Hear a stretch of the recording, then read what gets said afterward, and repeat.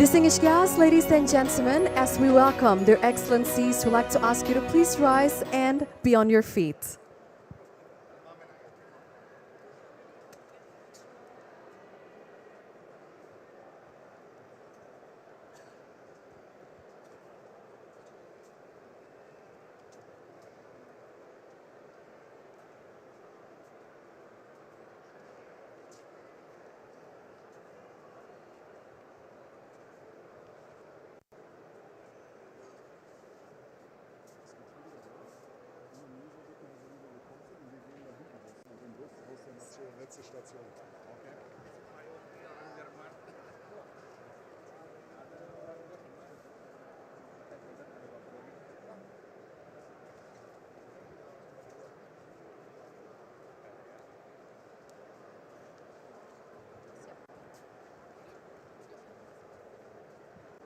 Ladies and gentlemen, you may now be seated.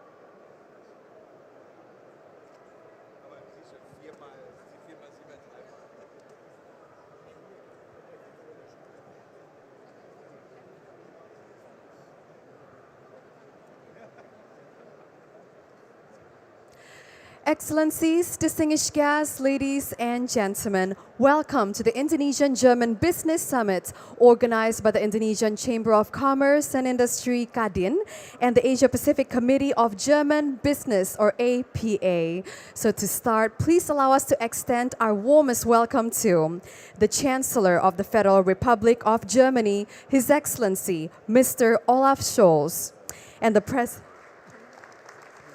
Welcome, Your Excellency. And would also like to welcome the President of the Republic of Indonesia, His Excellency Mr. Joko Widodo, and our First Lady, Ibu Iriana Widodo. And would also like to welcome all distinguished ministers as well as members of the House of Representatives of Indonesia and the Chairman of the Indonesian Chamber of Commerce and Industry, or Kadin, Mr. Arshad Rashid, and the APA Chairman and President and CEO of Siemens AG, Dr. Roland Busch. Ladies and gentlemen, on behalf of our organizers, allow us to extend our profound gratitude and sincere thanks to everyone for your participation and for your attendance here today. So today's Business Summit aims to provide a much-needed platform for all of us to connect with one another as we highlight the business and investment opportunities to further solidify the harmonious relationship between Germany and Indonesia, undoubtedly two powerhouses. So without further ado, please allow me to welcome to the stage the APA Chairman and President and CEO of Siemens AG, Dr. Roland Busch, to deliver his welcoming remarks. Let us give him a big round of applause. Thank you.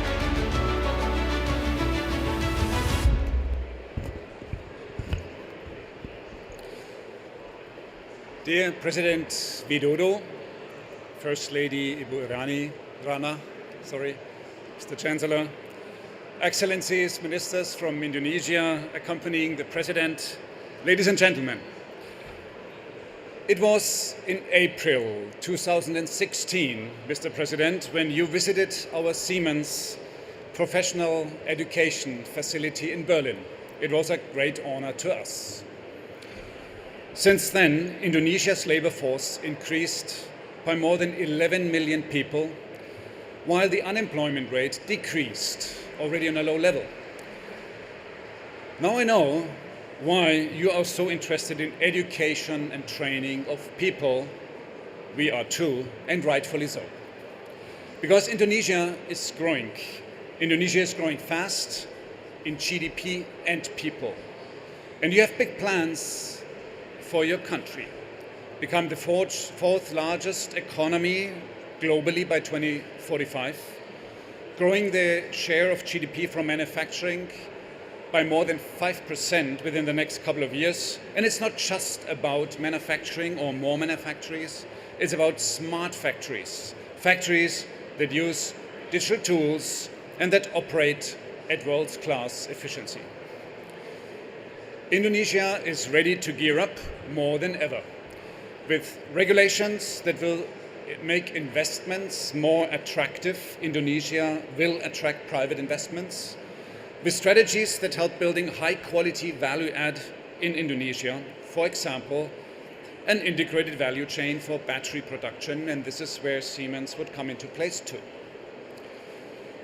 Indonesia and Germany would like and should grow together because we can build on a long-standing partnership and complementary strength.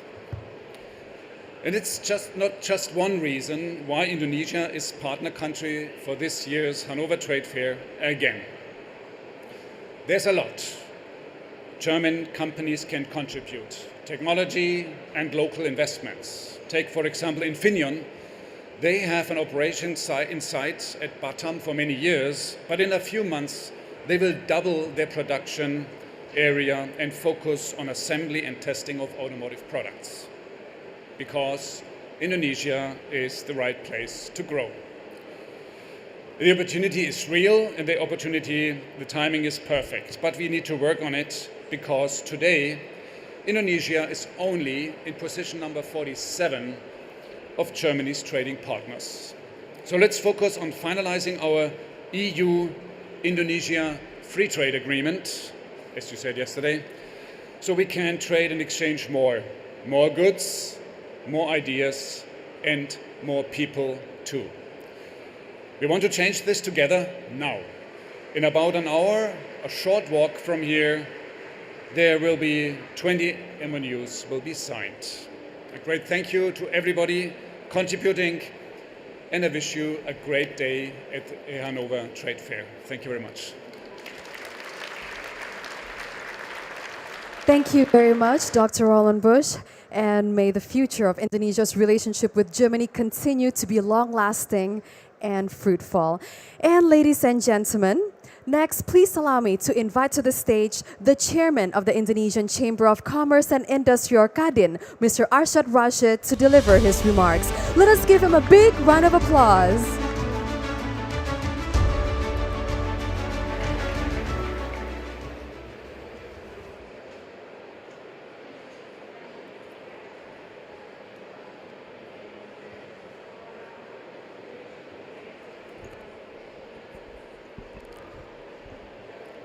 A very good morning, His Excellency, Mr. Olaf Scholz, Chancellor of the Federal Republic of Germany, His Excellency Bapak Joko Widodo, President of the Republic of Indonesia, Her Excellency Ibu Riana, our First Lady, Ministers, Excellencies, and honorable guests, ladies and gentlemen. First, I would like to thank our partner, the Asia-Pacific Committee of German Business, or APA, for making this event possible on the sideline of the prestigious Hannover Messe. I'm Arshad Rashid, the chair of Indonesian Chamber of Commerce and Industry, or Kadin. And I am not alone. Indonesian business leaders have gathered here with a great spirit and optimism to strengthen our trade and investment ties with our global partners, in particular with Germany. Green technology, driving economic recovery through digitalization and renewables. You might be wondering, what does it mean? Business Summit's central theme have to do with strengthening bilateral trade and investment ties. We have been chosen this theme as we recognize that global businesses are faced with the challenges of navigating the complexity of post-pandemic world.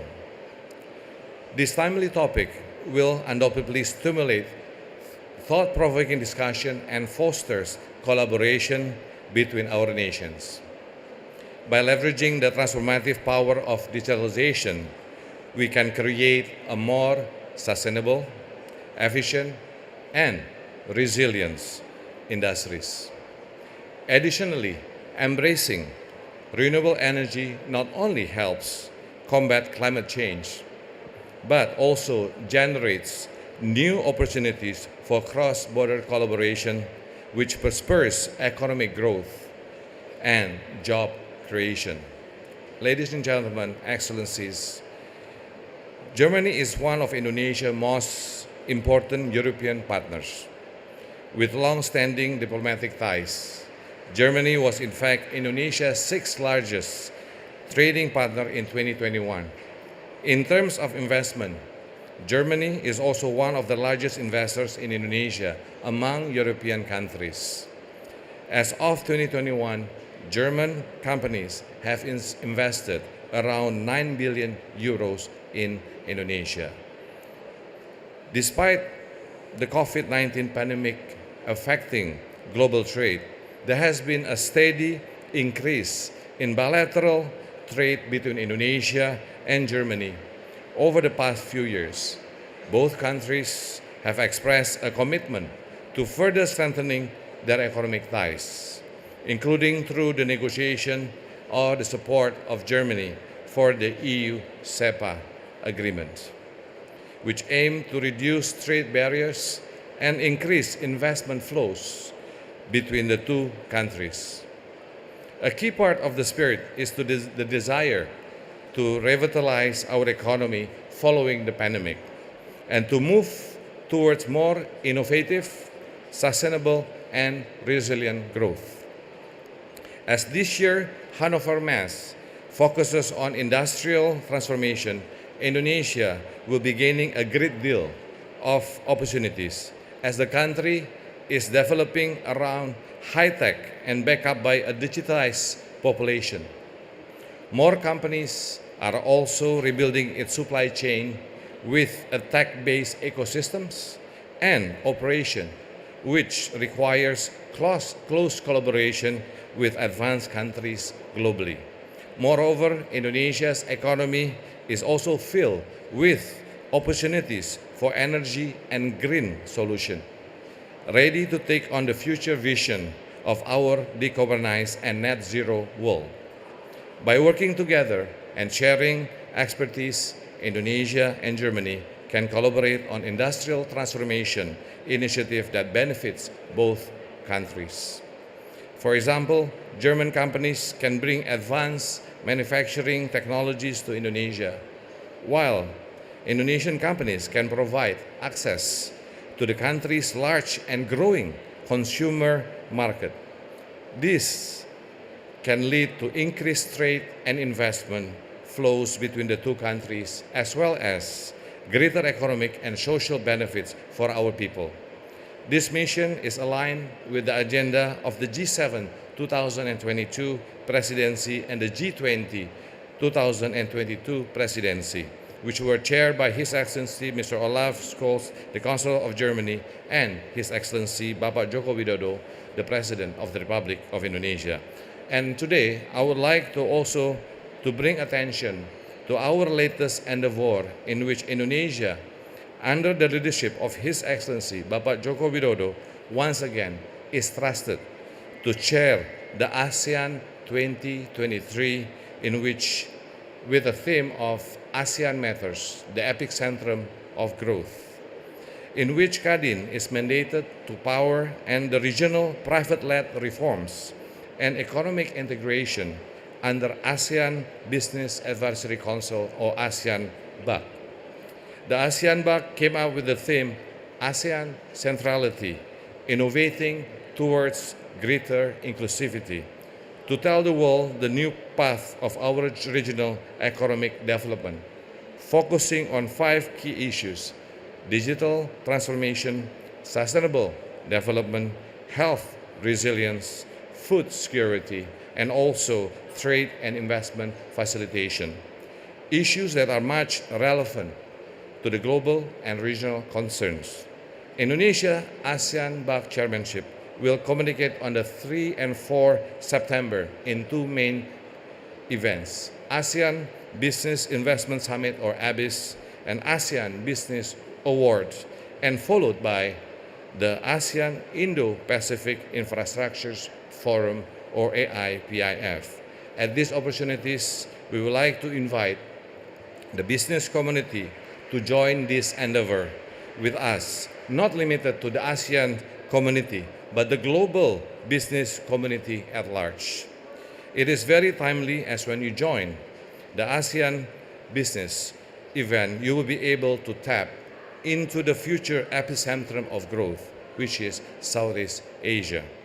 Lastly, we must appreciate the trade and investment relations between Indonesia and Germany, also ASEAN and EU, that have been increasingly steadily throughout the past decades, despite some geopolitical turbulence. And hopefully, this year's Hannover Messe will contribute to the continued growth of relation between the two regions. The world is now showing the trends of deglobalization, protectionism, and narrow nationalism. Our job is to translate these trends into pragmatic benefits by linking private sectors so the world is connected with positive impacts and values. Thank you and enjoy. Thank you very much. Thank you very much, Mr. Arshad Rashid, for always prioritizing Indonesia's growth and development. And distinguished guests, ladies and gentlemen, a little bit about our next speaker. So known as the People's President in Indonesia, building infrastructure and prioritizing on development have undoubtedly been the hallmark of his presidency. His Excellency has often said that the goal for Indonesia is to be one of the top 4 of the largest economies in the world by year 2045. And thanks to his leadership, we are on our way there. And last year, ladies and gentlemen, while all eyes are all on Indonesia, His Excellency also successfully held the G20 summit, undoubtedly marking another success for Indonesia. So it is only with the greatest pleasure and honor that we shall invite to the stage the President of the Republic of Indonesia, His Excellency President Joko Widodo, to deliver his remarks.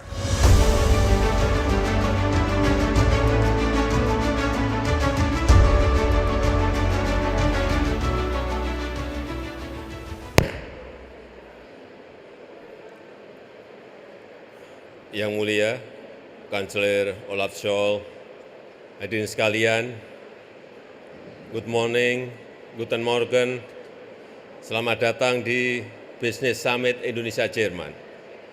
Hadirin yang terhormat, situasi ekonomi dunia saat ini memang sedang tidak baik-baik saja. Prediksi Bank Dunia, pertumbuhan global berpotensi jatuh ke titik terendah. Tapi di tengah ketidakpastian itu, ekonomi Indonesia justru mantap menjadi titik terang dan tahun lalu, di tahun 2022, ekonomi Indonesia tumbuh 5,31%. Tertinggi sejak 2014. Dan hari ini saya mengajak Jerman menjadi bagian penting dari kemajuan bersama. Kemitraan bisnis telah lama terjalin, bahkan di abad 18, Siemens dan Hals membuat jalur telegram pertama di Surabaya, Indonesia. Kemitraan Indonesia-Jerman ini dapat menjadi contoh baik kemitraan utara-selatan. Kemitraan yang setara, saling menghormati, saling menguntungkan, dan ini adalah wajah kemitraan untuk masa depan. Ada 3 hal yang menjadi prioritas Indonesia. Yang pertama, hilirisasi industri untuk meningkatkan added values, untuk menjaga sustainability dan membuka lapangan kerja. Indonesia siap menjadi mitra pengembangan industri semikonduktor dan produksi baterai EV. Saya mengharapkan dukungan para pebisnis Jerman untuk menjadikan Indonesia bagian dari rantai pasok chip global. Yang kedua, transisi energi. Bagi Indonesia ini adalah komitmen untuk mewujudkan dunia yang lebih baik, dan potensi energi baru terbarukan kami sangat besar, 434.000 megawatt. Kami membutuhkan dukungan terutama terkait dengan pembiayaan inovatif, transfer teknologi tinggi, reskilling tenaga kerja, dan yang ketiga, untuk pembangunan New Capital City Nusantara. Ini bukan membangun kota baru dari nol. Ini adalah hub baru yang menghubungkan berbagai fasilitas yang telah ada di kota-kota sekitar. Nusantara, a smart and sustainable forest city dengan 65% lahan untuk hutan tropis yang dibangun berdasarkan prinsip green energy dan green economy. So please come and invest di banyak sektor yang dapat Anda pilih, dan saya ingin sampaikan Indonesia will remain a safe, stable, and prospective destination for your business. Terima kasih. Thank you. Danke.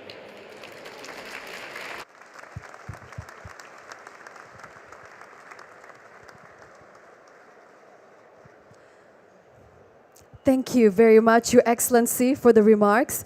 And ladies and gentlemen, from Indonesia to Germany, as the 4th largest economy in the world and undoubtedly a world superpower, it is only with the greatest pleasure and honor that we shall invite to the stage the Chancellor of the Federal Republic of Germany, His Excellency Mr. Olaf Scholz, to deliver his remarks.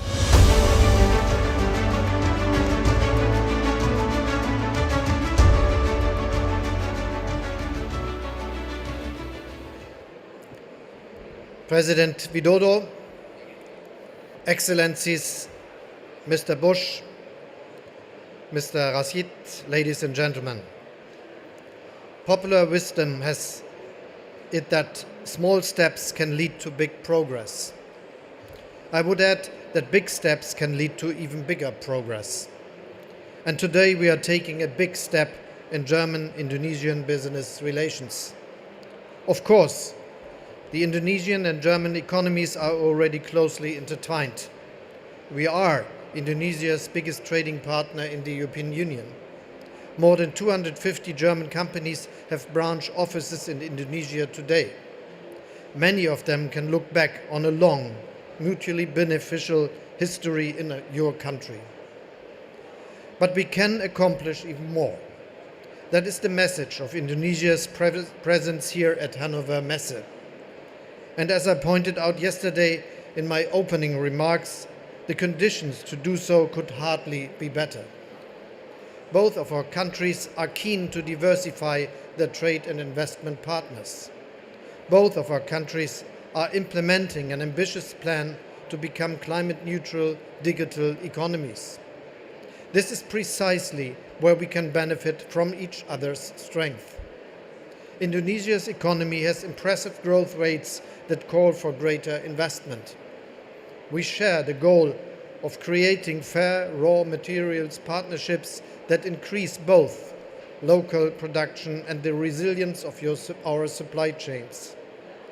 There's fresh momentum in our negotiations on a free trade agreement between Indonesia and the European Union. Billions are being invested in climate-friendly technologies and infrastructure in Indonesia and in Germany alike.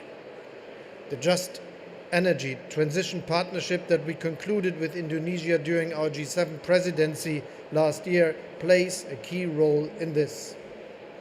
And most importantly, there is you, businesses from both of our countries who develop the cutting-edge technologies that ensure that climate neutrality and prosperity will go hand in hand. What President Widodo and I just saw during our tour of the fair is truly impressive. And so I call all of you, on all of us, to seize the opportunity at hand, to think big and to take big steps together.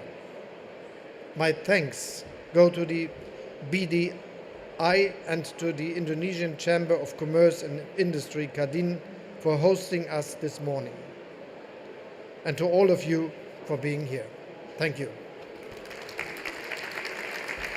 Thank you very much, Your Excellency. And everyone, I'd like to ask you to please remain seated. And due to their Excellency's tight schedules, Your Excellency, you may continue to your next agenda. And we'd like to thank you once again for your presence and for your illuminating insights. Thank you very much.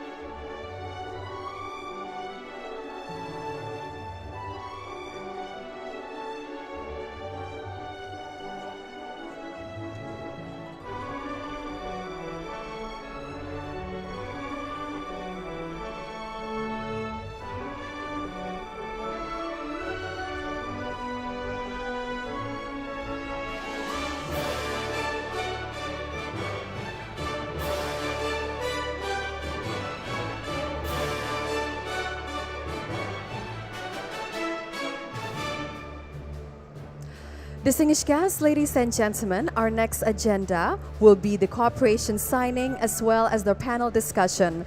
But we'll have to wait for their excellencies to arrive into the venue for us to begin that session. Thank you.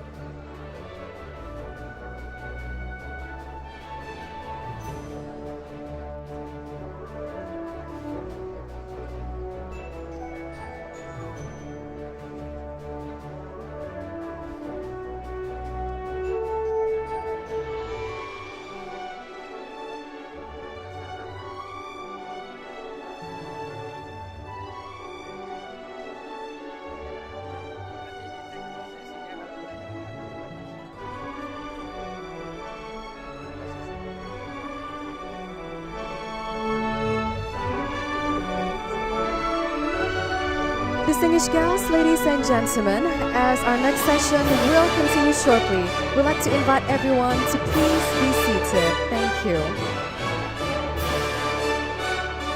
Distinguished guests, ladies and gentlemen, as our next session will begin shortly, we'd like to invite everyone to please be seated. Thank you.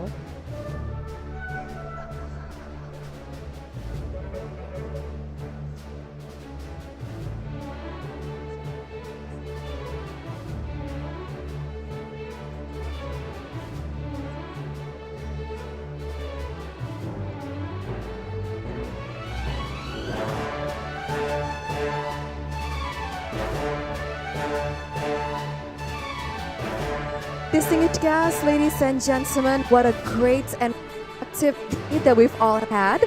So for our next session, we continue to the cooperation signing. Let us capture this great moment with a group photo together of our excellencies.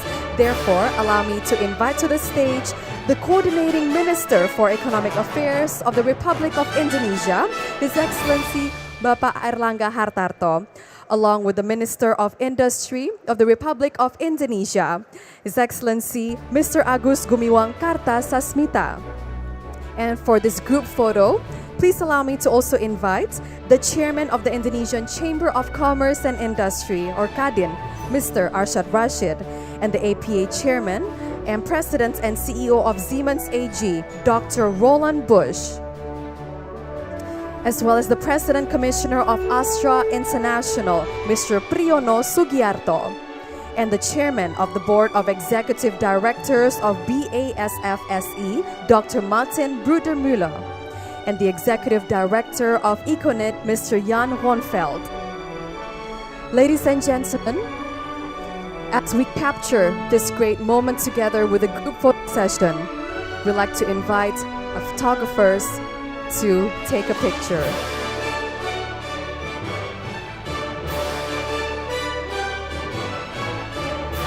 May the relationship between Germany and Indonesia continue to be fruitful, successful, and everlasting.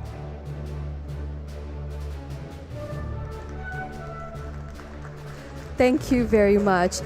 And Your Excellency, Bapak Agus and Bapak Airlangga, we ask you to please remain on stage, and everyone else, you may return to your seats. Thank you.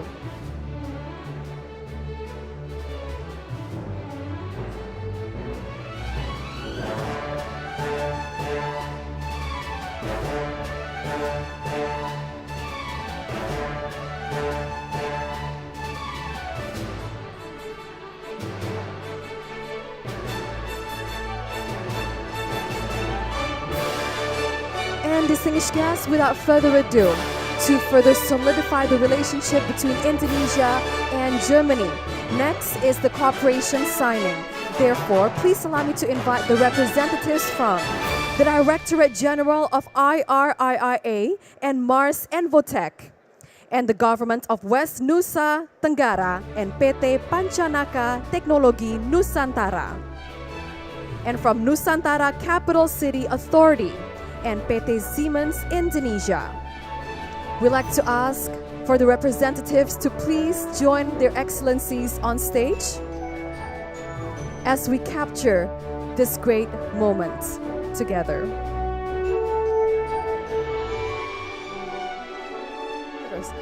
Okay.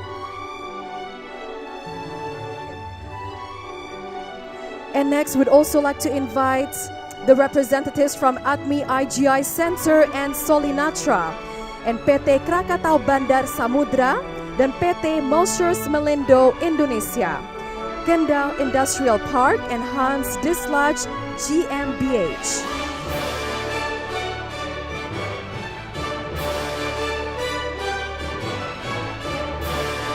And let us take this great moment with a group photo together with their excellencies. The Coordinating Minister of Economic Affairs of the Republic of Indonesia, as well as the Minister of Industry of the Republic of Indonesia.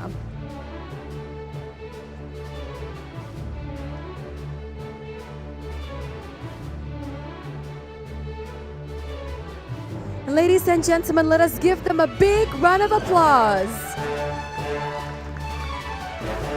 further marking another success, our relationship between Indonesia and Germany.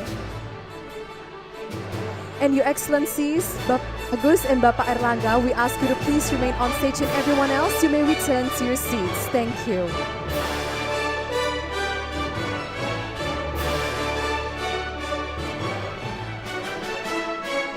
And ladies and gentlemen, next, please allow me to invite the representatives from PT Marubeni Global Indonesia and PT Apollo Solar Indonesia, PT PLN Persero and Siemens Energy Global GmbH and Co. KG, as well as PLN Icon Plus and ABB Private Limited or E-Mobility,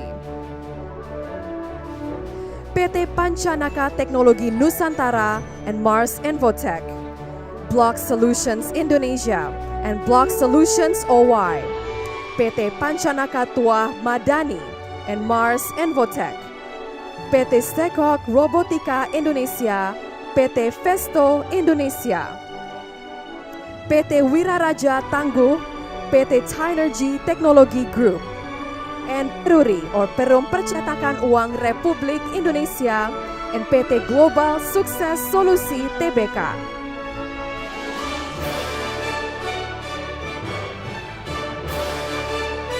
Thank you so much, everyone. And now let us capture this great moment with a group photo. May this cooperation signing further prove to all of us the harmonious and beneficial relationship between Indonesia and Germany. Ladies and gentlemen, let us give them a big round of applause.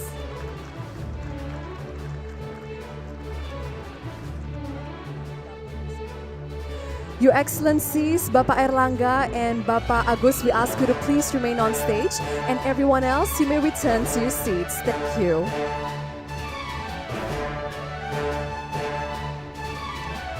And ladies and gentlemen, allow me to invite the representatives from PT Bumi Lancar Abadi and PT Daur Ulang Gemilang, PT Teknologi Digital Nusantara or Tech Bros and Uplink Network GmbH, PT Free the Sea and WIK Far East Limited, PT Nusa Tama Properta Banbil and Mechatronics Technology HK Limited, PT Yogya Presisi Teknika Tama Industri and Shifa Machinery Manufacture Co. Limited, PT Hartono Istana Teknologi and Everynet BV, PT 247 Solusi 247 and CHL Netherlands BV, PT Polindo Bioenergy Pratama and Libella SPZOO. And last but not least, PT Surabaya Industrial Estate Rungkut and PT ETA Indonesia.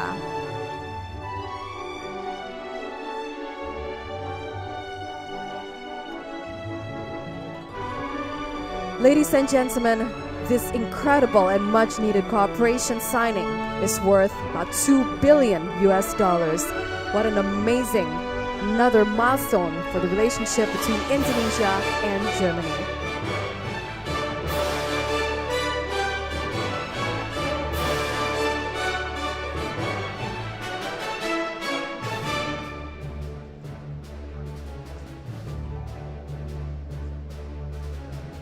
Ladies and gentlemen, let us give them a big round of applause. Thank you very much, Your Excellencies, and thank you so much. You may return to your seats.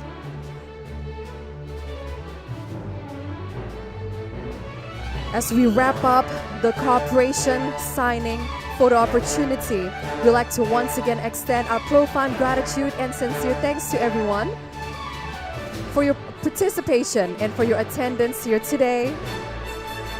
Thank you so much.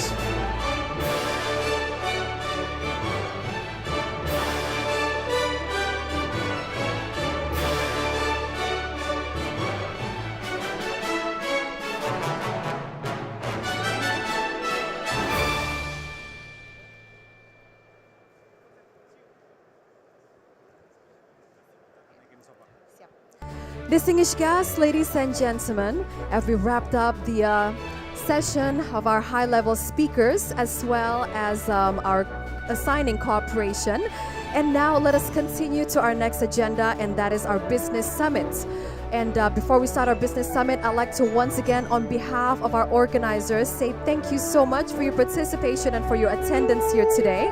So ladies and gentlemen, this business summit undoubtedly serves as a very important platform for all of us to network with one another as we highlight the business opportunities that will further solidify the relationship between Germany and Indonesia, undoubtedly two powerhouses. And it is also one of the most notable events for stakeholders to acquire the most accurate information and the most updated information with regard to the investment as well as business opportunities and climate of both countries. So, without further ado, ladies and gentlemen, after we hear the words from the high-level speakers that we had this morning, and today on this business summit highlighting the relationship between Indonesia and Germany, we will also feature speakers that are company leaders, undoubtedly experts in their respective fields, and together we're going to learn so much from them. So this session will highlight on the Indonesian and German business cooperation. And today we'll talk about an array of topics surrounding on how to drive economic recovery through industrialization, digitalization, as well as energy transitions. The three aspects that are undoubtedly very important for both Germany and Indonesia. And ladies and gentlemen, as this session is very much anticipated, as all of us will hear and learn so much from our speakers, allow me to tell you a little bit about our wonderful moderator. Ladies and gentlemen, he is the delegate of the German industry in Indonesia, and he's also the executive director of ECONID. It is only with the greatest pleasure and honor that we shall invite to the stage. Please welcome Mr. Jan Ronfeld. Let us give him a big round of applause.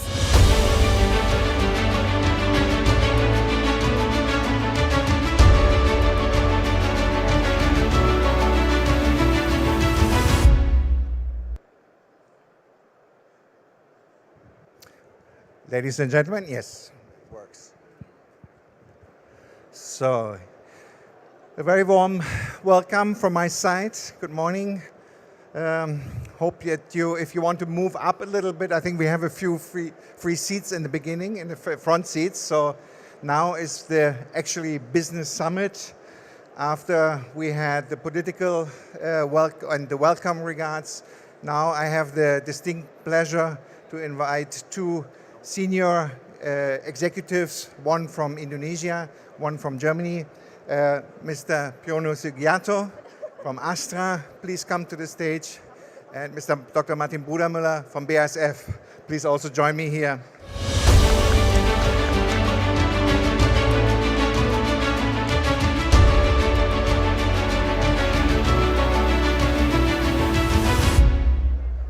So I think we have about 30 minutes still left. We're already running 1 hour late, so we have to wrap it up to a certain degree. I would like to start with introducing speaker to the left or closer to it. Yeah. Astra, maybe a few words to the company. Astra was founded in 1957 as a trading company, and by today is actually the largest privately owned industrial conglomerate in Indonesia, with about 200 subsidiaries and about somewhere over 200,000 employees, with a full range of product services in the automotive industry and partnerships with companies like Toyota, Daihatsu, Isuzu, Peugeot, and BMW for automotives and Honda for motorcycles. But it is also active in agriculture, infrastructure, energy, technology, and property.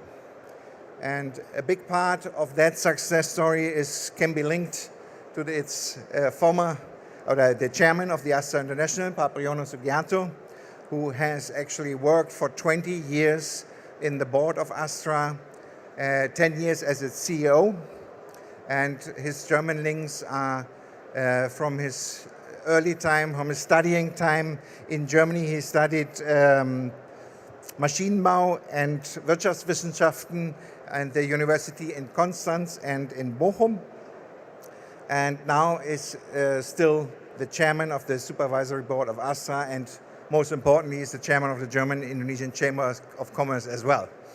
Pak Priyono, let's start with you. The question, during the last 2 decades, Indonesia has actually achieved an unprecedented, impressive, stable growth of 5 to 6% annually, and literally lifted about 100 million people or more into the middle income class or bracket. It's now a member of the G20 countries. What, from your perspective, made this success possible? What challenges are there? Can you describe it from your side, please? Thank you, Mr. Rundfeld. I think Indonesia today is different to Indonesia some 30, 40 years ago. So I've never seen such a beautiful Indonesia with all the data basically encouraging for us to go to the next leap. If we look back, when you mentioned that I was in Germany some years ago, I left Germany some 37, 38 years ago. It's a totally different Indonesia today. So 1.3 trillion economy, GDP per capita of close to 5,000 per capita, and we have a working force about 140 million, less than 6% unemployment rate. That's all amazing, and 50 billion US dollar FDIs. And most importantly, you mentioned about the future of Indonesia. You know that we all are talking about so-called demography bonus. And you know that Indonesia will experience between 2030 to 2040 this demographic bonus to be really working as an automatic gear in that sense, because 60% of our population will be all these productive people between 15 and 64 years. Probably I should stop there. Yeah. You see any still challenges remaining? Oh, challenges, there are always. There always been challenges. I mean, I've been back 37 years now, but we must say that we've been enjoying from these challenges with all this up and down. But one thing for sure is that Indonesia is a civic society. We'll have another election going in February 2024. I think we should be ready to face this democracy in Indonesia. And we're glad that Indonesia has become and turned to become now very, very democratic government in this country, in this region. Yeah, thank you. Let me touch one more sector which I would like to is the information technology and communication, the topic digitalization, as it is part of our overall topic. I mean, Indonesia's ITC sector is growing from about 45 billion to 125 billion within 5 years. Yes. Having roughly already the same share of in percentage and its GDP as it has now in Germany, but it will be almost double. And we have the fintech industry is growing by in 2020 by 240%. We have e-commerce growing by over 20-30% a year. Astra is a shareholder, I know, in a number of these promising companies. What makes these industries and their companies so successful in Indonesia? Could you elaborate on how digital world is changing in Indonesia? I think one thing's for sure, Indonesia accounts for 50%, 50, of the Southeast Asia economy. And back in 2020, we had somewhere GMV, gross merchandise value of 50 billion. And if we look at the forecasts, by 2030, we should have somewhere between 5 to 7-fold of this, what we have today. It's going to be somewhere between 250, 300 billion Indonesia only. And what makes things different is that we have a so-called emerging affluent and affluent people, basically class, which is the middle class of Indonesia going stronger and stronger. Back in 2020, we had somewhere to about 25% of the Indonesian population being the middle class, emerging affluent and affluent middle class. And going forward, if the forecast is correct, what Boston Consulting Group already predicted, it's going to be somewhere 45% down the road, 43, 45%. But by 2030, 45% out of 295 million is a huge number, 120 and 130 million. That makes the GMV growing fast to 250 to 300 billion by 2030. Thank you very much. Now I would like to come to our second panelist. Normally BASF, I think we don't have to explain very much, but as we are in the Hannover Messe, it's not really your territory. Let me just say also a few words to BASF. It's of course a multinational chemical company, the largest chemical producer in the world. Founded here in 1865 in Germany, is now presented in about 80 countries with, I read, 390 production sites and employs about 110,000 people. And Dr. Martin Brudermüller is the chairman of the board of executives. He was born in 1961, and of course he studied chemistry and at the University of Karlsruhe, and earned his doctorate there in 1987, and did a postdoctorate at the University in California in Berkeley. He joined BASF in 1988, and after various positions in Germany, Italy, and in Hong Kong, as board responsible for Asia, Mr. Brudermüller became the chairman of the board of executive directors in 2018. Mr. Brudermüller, BASF is active in Indonesia already quite some time, since the mid-70s, has currently 3 production sites in the country, and is providing services or products to a number of industries. How would you describe your experience, or BASF's experience, so far with producing in Indonesia, especially in comparison with the region countries or the other countries in the region, and what role does BASF Indonesia plays in the BASF world as a whole? Yeah, Jan, thank you very much. Indonesia is one of our major growth markets, I would say non-Chinese in Asia. We have more than 600 million sales over there, and we are growing very nicely with the GDP and the opportunities in the country. As you said, we are basically a proxy for the manufacturing industry and material supplier for the manufacturing industry. That's also why BASF can grow as good as the customer base can in Indonesia. We have done that very well, and I think we have exploited the opportunities. From a manufacturing point of view, it is a good location for being customer close. It is maybe not the prime position to be in the petrochemical arena, where you usually have then big facilities also for export. That's also why BASF has very much focused on the opportunities in the country.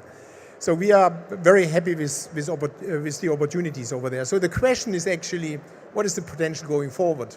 And I think Indonesia is one of the countries where we all wait that actually it is exploding in the sense of making use of its opportunities. It's not only about the size of people and the 17,000 islands. It has a fantastic geographic and geopolitical positioning. And I think the average age is 30 years. So it has the demographic dividend, whereas many other countries don't have labor anymore. So I think the opportunity for Indonesia, and that is also the next step for BASF, is actually a partner in raw materials, not only on the side of bio-based materials, because our industry has to change from fossil to alternative raw materials, and I think there is hardly any other country next to Brazil that is so well positioned like Indonesia to make use of that. It is also the source already for our major raw material, the palm kernel oil, which we need for detergent, personal care, cosmetic raw materials. basically supplying us globally. But I think the next step is also all the ores and the other national resources has. And that is also where BASF is with its French partner Eramet looking into a nickel refinery currently, which is actually the raw material for the battery materials for the e-mobility. And I think this, and to give big credit to the government of President Widodo, which I think has brought the country on the right path, not only building on infrastructure, professionalizing permits and everything like that, but it is also the focus on industry. It is one of the countries that clearly says we want to have manufacturing GDP in the country, which is not the case anymore in every country in the world. So for that reason, I think we really hope that Indonesia opens the next chapter of growth. We want to be part of that. And I think in that respect, it is also fair to say that Indonesia has interest and has to develop also value add on its rich resource base. We as BASF intend to dramatically increase our footprint with the good experience we have made over many decades in Indonesia. Especially you mentioned the topic, the raw material and extending the value-added chain there. Independent of your project, I know it's still in the planning stage. I mean, on one hand, Indonesia is known as a country with a huge potential already many years. Is it the change of the policy which made it better? And I think this goes to both of you. The question which makes the investment coming in. We had last year a record inflow of investments. Is that something which is also you feel?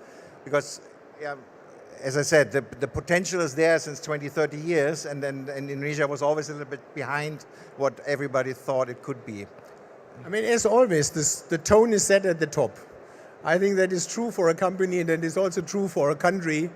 And I think the government of President Widodo was very clear what the intentions of the country are. And I think it was very well articulated, but also the steps over the recent years give also credit that it's not only having ideas and ambitions, but also materialize on the ambitions. I think if you look on infrastructure development, road construction, a lot has happened in Indonesia. If you apply for business licenses, this is much more professional today. It's much more fast. So I think there is a lot of credibility that it is not only about talking, but it is really offering competitive advantage going forward. So I think it is now looking also on the cooperation now with Germany, on us, on the companies that we build these lighthouse projects to show and showcase that Indonesia is a country worth to invest. Yeah. Thank you very much. Astra Group is, of course, a big player in the automotive industry. How do you see, and you have experience with German car manufacturers because you worked for them, you established BMW and Astra before you moved to. Do you think there's still place in the market for players from outside, other Japanese or now Korean? I should say never too late to German brands. So BASF, how long have you been there, Mr. 1975. Since the 70s. Yeah. My goodness. Never too late. I used to work for Mercedes-Benz, both in Stuttgart as well as in Indonesia. They started early 70s. And then BMW, they have an assembly plant which is with us, our group, since the 80s. I think what they need to do is just to jump and try to invest.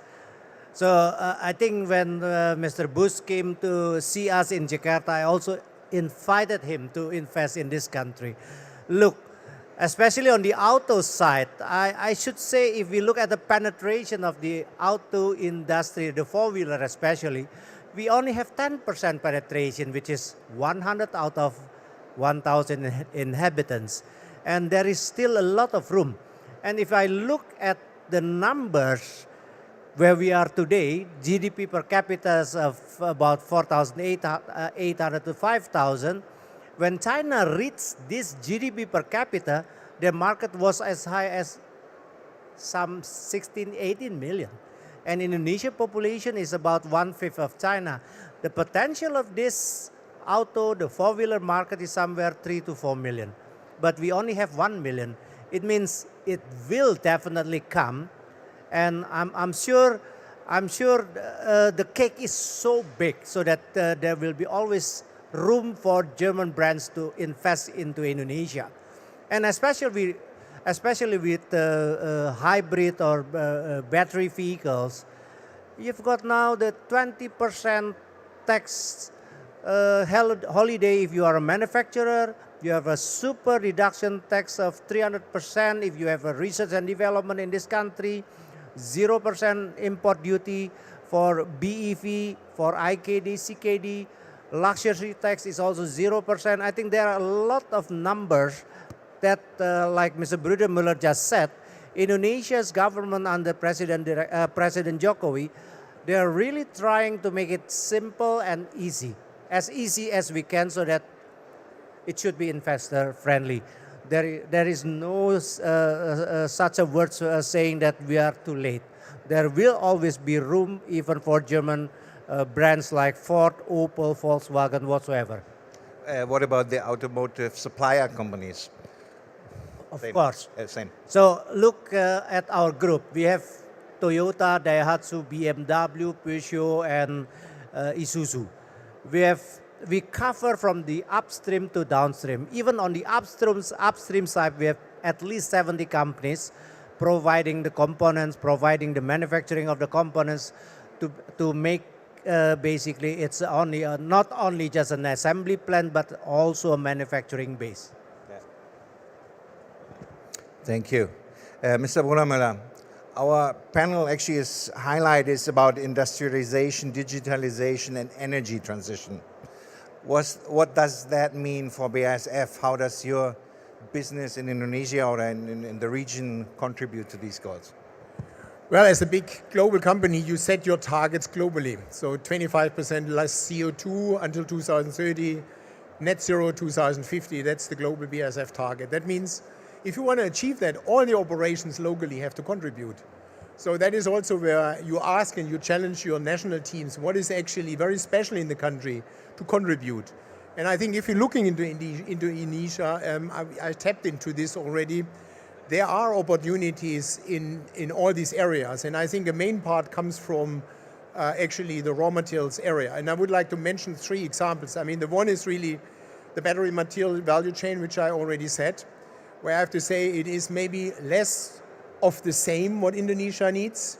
Indonesia needs an upgrade. I mean, if you look on nickel refinery, we have about 1 million tons of capacity until 2030, all Chinese investments. And there's one European in the making, and that is the one of BASF and Eramet. We don't want to repeat what the others do. We want to actually have a best-in-class project for sustainability. So that is actually, I think, where the Indonesian team can set the example, that you do these operations with a much lower environmental footprint and close the loops and change the energy base. That's the first one. The second one is what I mentioned already, the bio opportunities, the renewable raw materials. It's basically the palm derivatives or palm oil derivatives. But there's so many opportunities with lignin, cellulose, sugars, and many, many other things, proteins, which you could think about, where you have uninhabited islands in these 17,000 islands, where you could actually use to also produce these raw materials.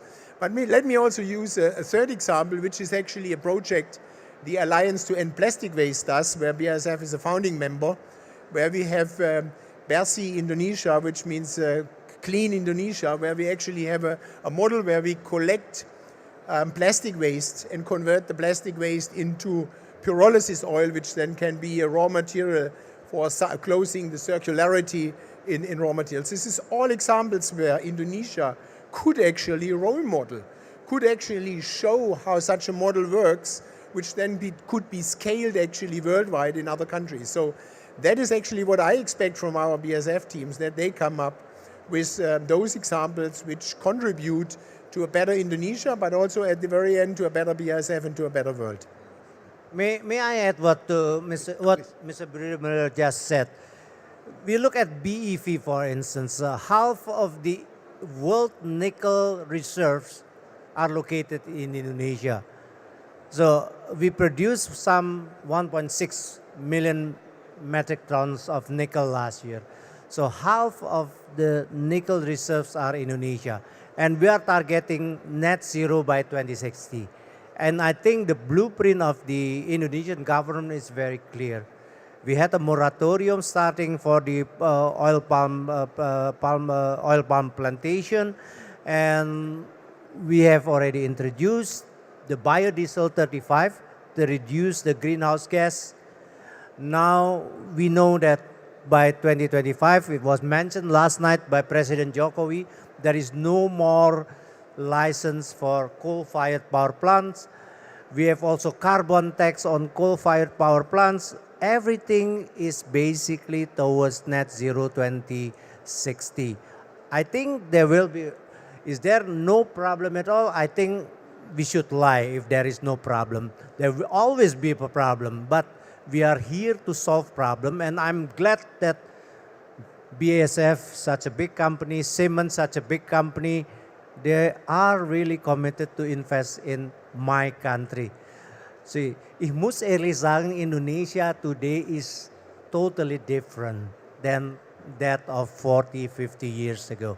But Jan, let's also say all these projects, resilience and also CO2 reduction, has an impact on the business case. If that would be the normal thing to do, everyone would do it today. So if we come with these projects, we have higher investments and we have a lower margin.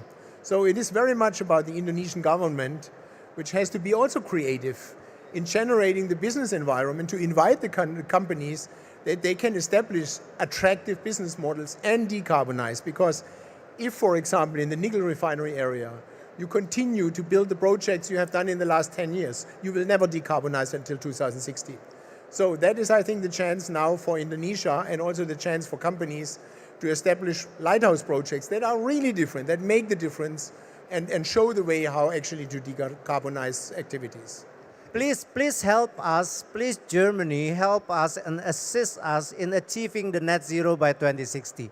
Yeah, that is, there is always opportunities in this country, and I think Germany and Indonesia, we have a very close relationship.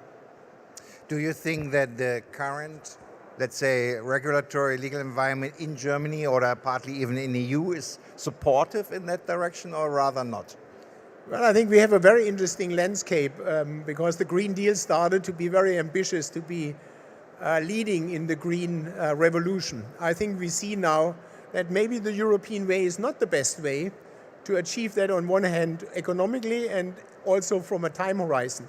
If you look on the IRA, which is in everyone's mouth currently in the US, that is actually a wonderful example of how you create a business case that facilitates transformation. The Europeans go for a vast regulative framework which is actually enforcing transformation.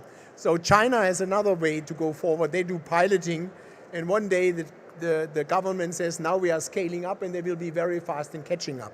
So the interesting thing is, what is the approach of a country like Indonesia? And I think there actually we could really benefit together, because Germany as a hub with technology, with a very strong focus also on sustainability technologies, low energy technologies, and bringing that together with actually a regulatory and an incentive scheme that is innovative from the Indonesian government.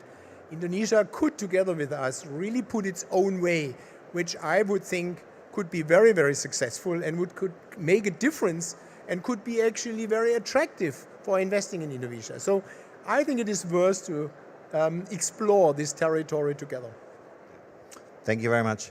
You cannot see, we have here large clocks ticking down on the 30 minutes we have only available. So I would like to, maybe the last question to Babayono. You have lived in Germany, you worked here, you studied here, you have always done business and friendships with Germany. Is there anything you would like to recommend or share with your colleagues here from the business community in doing business with Indonesia? We had a couple of ideas just mentioned by Mr. Budamela from the government side, but from the private sector perspective, what would you recommend? Again, Indonesia today is different to Indonesia 40, 50 years ago. I see Frau Botschafterin here. So I think you should promote the German education, especially the vocational. I've always been impressed by the vocational training in this country. And I'm the one with Jan introducing the first Meister program in the world outside Germany. And that is done by our group Astra in collaboration. I take a chance because I'm the chairman of the German-Indonesian Chamber of Commerce. And I think what is missing is actually to promote more the German vocational training, because going to university, going to wherever in the world is probably the same. But vocational in Germany is something different. And I think it is important to promote vocational training. And if we could do more and more collaboration between German IHK and the Indonesian Kadin to promote the vocational training. You've got somewhere 300 disciplines probably in Germany, whereby I think it is still missing in this country. And ich werde mich drauf freuen. Thank you. Frau Ambassador. Thank you very much. Mr. Brudermal, you also have a recommendation from your side. I mean, first of all, I wish Indonesia all the good luck for getting into this new future. What I would recommend you that you also should be self-confident in the Indonesian way. And I say this as a European, you don't have to do everything the Europeans want to do. Fight for your own positions, and I think with that together we will find a good way. I have one recommendation, so keep it an open economy. Because all the ideas to actually restrict market access, to bring certain directions and regulations in, actually I think have always proved to be not the best way for a country. So make the country attractive, listen to the business needs, generate incentives, generate attractivity, and speed up in terms of all the official part that we need as investors. So I think if we do that together, and I think it was mentioned by the two state leaders, it has to be a partnership on the same level of eyes with respect for each other. And I think if we listen to each other and if we combine what we have, we can actually create something really new. So all the good luck for Indonesia. Thank you very much, both of you. Yes, please, warm welcome. Yes, ladies and gentlemen, we have still 30 seconds left, which I will now use to close this session. I would like to thank both of my panelists or speakers for sharing their experience openly, I think interestingly. I think we learned that there's a lot of potential, and rather than just talking about it, what has often been done in Indonesia in the past, it has now been implemented and in a quite successful way, at least in the two sectors or through three sectors we mentioned. The digital economy in Indonesia is, I think, much more advanced than many of our German or European colleagues are aware of. And then the second big topic is, of course, the value-added chain in the raw materials, which the country is starting now to utilize in a much better way, and they are interested in partnership on the same level. And I think we have all a lot of chances to go forward. I would like to encourage you to visit the Indonesian pavilion. There are a lot of projects. During the whole week, there are also events presented here on stage every day, at least two, with more technical topics. Again, let me thank my two panelists for the broader view, and I wish you all a great Hannover Messe and a wonderful day. And I go back to our lovely MC. Thank you very much, gentlemen. What an illuminating session, ladies and gentlemen. And we ask you to please remain on stage. And to receive tokens of appreciation, allow me to also invite Mr. Fridolin Strack on behalf of the APA. And ladies and gentlemen, on this occasion, please also allow me to invite to the stage to hand over the token of appreciation, Mr. Yul Edison, the Deputy Chief of Mission. As well as on behalf of Kadin, ladies and gentlemen, Mr. Yongki Sugiarto. Let us give them a big round of applause.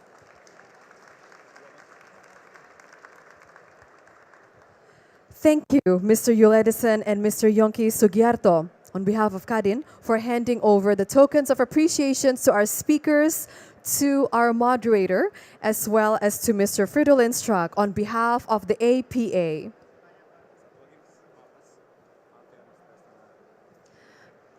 And as we wrap up the Indonesian-German Business Summit, what an incredible, very illuminating session for everyone. And I hope everyone has gained incredible insights from our speakers here today.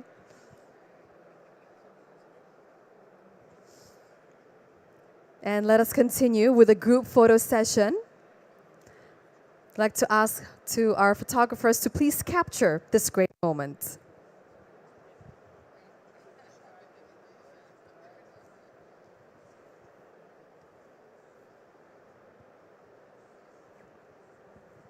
And ladies and gentlemen, let us give them a big round of applause. Thank you so much to our speakers for sharing your great insights with all of us. And thank you so much to our moderator, Mr. Jan Ronfeld, for excellently and wonderfully moderating this interactive session. Ladies and gentlemen, for those of you who still have any questions at all with regards to the Business Summit, please do not hesitate to visit the Business Forum, as well as we will continue the festivities of today. And as the day is still very young, ladies and gentlemen, do not forget to come join us and participate in our Indonesian Cultural Night, which will take place in the same location right here at 6 p.m. And please have a great rest of the day, everyone, and we'll see you soon. Thank you.